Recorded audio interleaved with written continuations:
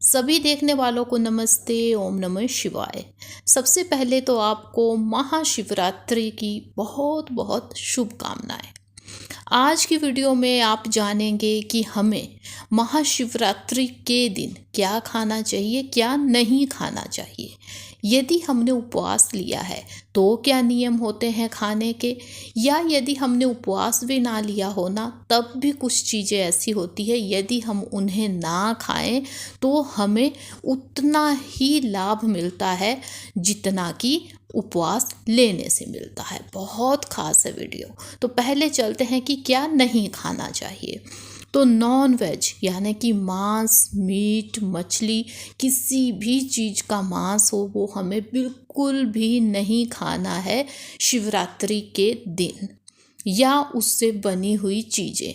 यहाँ तक कि कुछ पैकेट बंद चीज़ें भी आती है जिनमें ये चीज़ें मिली होती है, कम क्वांटिटी में होती है लेकिन उनमें वो मौजूद होती है, तो हमें ये चीज़ें नहीं खानी है। अंडा भी हमें नहीं खाना है, या अंडे से बनी हुई चीज़ें बिल्कुल भी नहीं खानी है। कुछ लोगों का कहना होता है कि जो अंडा है वो नॉन वेज में नहीं आता है, लेकिन ऐसा कुछ नहीं है। जो अंडा है वो नॉन वेज ही होता है।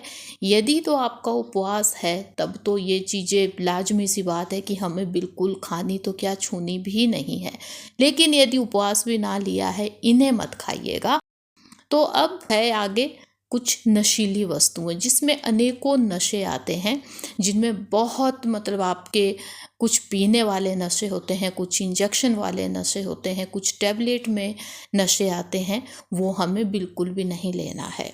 साथ ही साथ जो छोटे छोटे पैकेट में तो चुटकी आप उन्हें कह सकते हैं, या गुटखा कहते हैं, बहुत सी चीज़ें हैं वो भी हमें नहीं खानी है। यदि उपवास है तब तो दिखती बात है खाना ही नहीं है, लेकिन यदि आपने उपवास भी ना लिया हो ना तो भी आप इन चीज़ों को मत खाइए। बहुत अच्छा आपको भी महसूस होगा, आपका पूजा में मन भी लगेगा। तो यदि आप आदी भी है ना तो भी एक दिन प्लीज़ मत खाइए इन चीज़ों को। साथ ही आता है सफ़ेद नमक जो होता है, सफ़ेद नमक उपवास में नहीं लिया जाता। यदि उपवास है तो इसे ना खाएं। साथ में आती है पैकेट बंद चीज़ें, जैसे कि मैं आगे आपको बताने वाली हूँ कि हमें क्या खाना चाहिए, लेकिन उसमें से भी जैसे आलू के ही चिप्स हो तो हमें ये वाले पैकेट वाले नहीं खाने हैं। अनाज हमें बिल्कुल नहीं खाना है, जिसमें चावल आते हैं, चपाती आती है, बहुत से अनाज होते हैं वो नहीं खाए जाते हैं उपवास के दिन। अब जानते हैं कि हमें क्या खाना चाहिए। उपवास है तो हम क्या चीज़ें खा सकते हैं। तो सबसे पहले आता है फल। यदि आपका उपवास है तो फल सबसे शुद्ध फॉर्म है खाई जाने वाली चीज़ों में। यदि आपको कोई हेल्थ इशू नहीं है, आप मन से उपवास लेना चाहते हैं, तो केवल एक ही चीज़ ऐसी है, वो है फल, जो आप बेझिझक खा सकते हो। इसे एज इट इज़ खा सकते हो आप इसका जूस बना के ले सकते हैं, लेकिन आपको खुद ही वो जूस बनाना है, या वहाँ से आपको जूस नहीं लाना है। आप इसका चाट बना के खा सकते हो। बहुत से फलों को काटिए, उनको मिक्स कीजिए, चाट खा लीजिए आप उनका। आपको ये ताकत भी देगा, साथ ही साथ आपको अच्छा महसूस भी होगा। जब आप कुछ हल्का फुल्का साथ में जूस पिएंगे या फल खाएंगे तो आपका भक्ति के लिए भी जो मन है वो ज़्यादा लगेगा। इसलिए ऐसा बिल्कुल नहीं है कि आप बिल्कुल खाली पेट ही उपवास ले, ये चीज़ें आप खा सकते हो।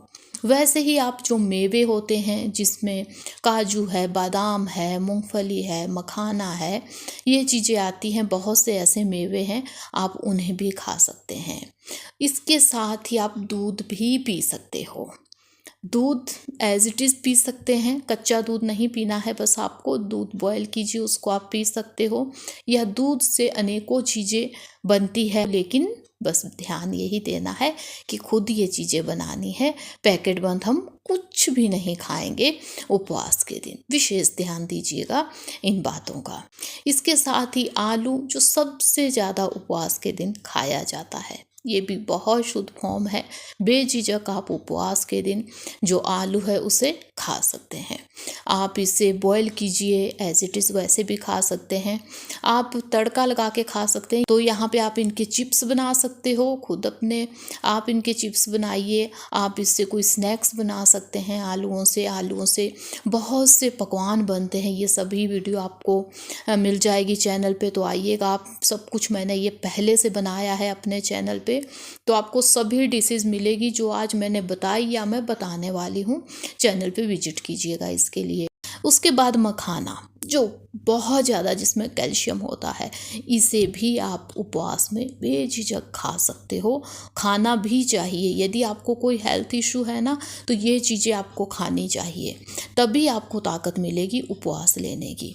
तो आप इससे भी अनेकों चीज़ें बना सकते हो। मखाने से क्या क्या चीज़ें बनती है, कैसे उन्हें बनाते हैं, इन सब के लिए आप चैनल पे आ सकते हो। आपको कहीं भी नहीं जाना है कुछ भी सीखने, हिमाचली हेल्दी किचन में आप विजिट कीजिए, आपको सब डिशेस वहाँ पे मिलेगी। जैसे कि साबूदाना है, अब साबूदाने से भी बहुत सी चीज़ें मिलती है जो मैंने बनाई है पहले से। साबूदाना भी ताकत देने वाला होता है। यदि आप इसे 2-3 चम्मच इसके खा लेते हो, कैसे भी किसी भी फॉर्म में जो भी आप इसका बनाना चाहे, तो आपको बहुत ताकत मिलेगी, आपको अच्छा भी महसूस होगा इसे खाने के बाद। साथ ही साथ ये शुद्ध फॉर्म है, इसे खाया जा सकता है, इसमें कोई अन्न नहीं होता है। उसके बाद आते हैं सामक के चावल, या जिन्हें उपवास के चावल भी कहते हैं। इन्हें भी खाया जा सकता है। ध्यान आपको यही देना है कि जो भी चीज़ें आप ये ले, या कुट्टू का आटा हो या उपवास के जितने भी आटे हैं वो आप ले सकते हैं, वैसे ही सामक भी ले सकते हैं, लेकिन छांट के लिए कोई अशुद्धियाँ ना हो, इस चीज़ का विशेष ध्यान दें। यदि इसमें आपको अशुद्धियाँ दिखे तो आप प्लीज़ इन चीज़ों को मत बनाइएगा, क्योंकि यदि गलती से आपने उपवास में कुछ ऐसी चीज़ खा ली जिसमें जीव हत्या हुई है, तो वो नॉन वेज के समान ही माना जाता है। इसलिए आपको विशेष ध्यान देना है। यदि आप कुट्टू का आटा या सामक के चावल ताज़े लाए हैं, उसमें कोई अशुद्धियाँ नहीं है, तो आप अनेकों पकवान उसके बना सकते हैं। जिसमें हलवा है, अनेकों हलवा इसके बनते हैं, चिल्ले इसके बनाए जाते हैं, आप अनेक चीज़ें बना सकते हैं। बहुत स्वादिष्ट होता है, साथ ही साथ ताकत भी देता है, साथ ही हम उपवास में इसे खा सकते हैं। यदि आपको कोई हेल्थ इशू है तो बेझिझक इन चीज़ों को खाया जा सकता है, क्योंकि ये अनाज नहीं होता है। अब आती है मूंगफली, तो मूंगफली को भी उपवास में खा सकते हैं। मूंगफली से अनेकों चीज़ें बनाई जा सकती है। आप बहुत सी चीज़ें बना सकते हैं, जिसमें मिष्ठान भी है, जिसमें नमकीन चीज़ें भी हैं। यदि आप सेंधा नमक खाते हैं तो वो डाल के अनेकों चीज़ें बना सकते हैं, मिष्ठान भी बना सकते हैं। वैसे ही आप इसका सैलेड भी बना सकते हो। कुछ फल काट लीजिए, वो उसमें मिला दीजिए, उसमें आप मूंगफली मिलाइए, बहुत टेस्टी चीज़ बनती है। अब जानते हैं ये कि हमें उपवास में या उपवास वाले दिन क्या सब्जियां खानी चाहिए। ऐसे तो अनेकों सब्जियां हैं, लेकिन उसमें से घिया सबसे पहले आती है, जिससे हम खा सकते हैं। शुद्ध फॉर्म है खाए जाने वाली चीज़ों में। इसका आप जूस भी बना सकते हो, इसकी सब्जी भी खा सकते हो, इसका हलवा भी बना सकते हैं, साथ ही साथ इसका बहुत टेस्टी सा चीला बनता है, वो भी आप खा सकते हो। यदि आप जानना चाहते हैं कि कैसे घिया का हलवा बनता है, तो मैं हूँ ना, आइए चैनल पे, मैंने वहाँ पे बताया है कि कैसे इसका हलवा बनता है। यहाँ तक कि इसकी मिठाइयाँ भी मैंने बहुत आसानी से बनानी बताई है, तो आप चैनल पे आ सकते हैं, स्वागत है आपका। सभी चीज़ें आप देख सकते हैं वहाँ पे। यहाँ तक कि इसका चीला कैसे बनता है ना, वो भी मैंने बताया है। बिल्कुल वैसे ही हम कद्दू भी खा सकते हैं, जिसे कुछ लोग पेठा कहते हैं। तो इसे आप सब्जी बना के भी खा सकते हो, इसका भी बहुत स्वादिष्ट हलवा बनता है, वो भी आप खा सकते हैं। किसी भी फॉर्म में कद्दू को भी खाया जा सकता है उपवास में। बिल्कुल वैसे ही कुचालू, जिसे हिमाचल में कहते हैं, हिंदी में जिसे अरबी कहा जाता है, इसे भी आप उपवास में खा सकते हो। चाहे सूखा इसे भून के आप खाएं, चाहे आप इसकी सब्जी बनाएं, चाहे आप कोई भी डिश इससे बनाएं, बहुत टेस्टी होती है खाने में, बहुत ही हेल्दी भी होती है, बनाना भी आसान होता है, शुद्ध भी होती है खाने के लिए। उसके बाद हम खा सकते हैं नमक में केवल सेंधा नमक, बाकी कोई नमक उपवास में नहीं खाया जाता है, सेंधा नमक आप खा सकते हैं। ये भी हेल्दी होता है और स्वाद तो इससे आता ही है किसी भी डिश में। अब लास्ट में जो सबसे मेन चीज़ है वो है पानी।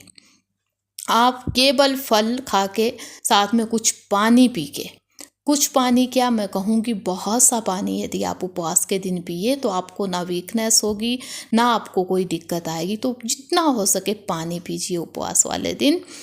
तो कुछ ये चीज़ें थी जो मैंने आपको आज बताई कि हमें क्या खाना चाहिए, क्या नहीं खाना चाहिए। जितना मुझे ज्ञान था मैंने आपको बताया।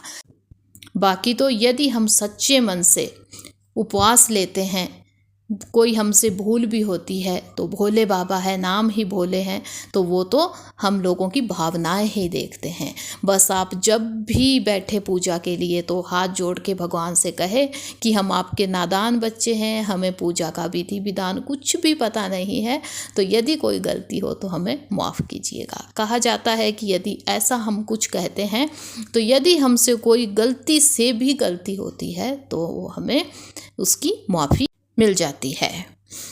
तो आई होप कि आज की इस वीडियो को आपने पसंद किया होगा। वीडियो अच्छी लगी है तो कमेंट में ज़्यादा ना लिख सके तो ओम नमः शिवाय ओम लिखिएगा। अब मिलेंगे ऐसी किसी नई वीडियो के साथ, तब तक के लिए धन्यवाद। जय माता दी। ओम नमः शिवाय।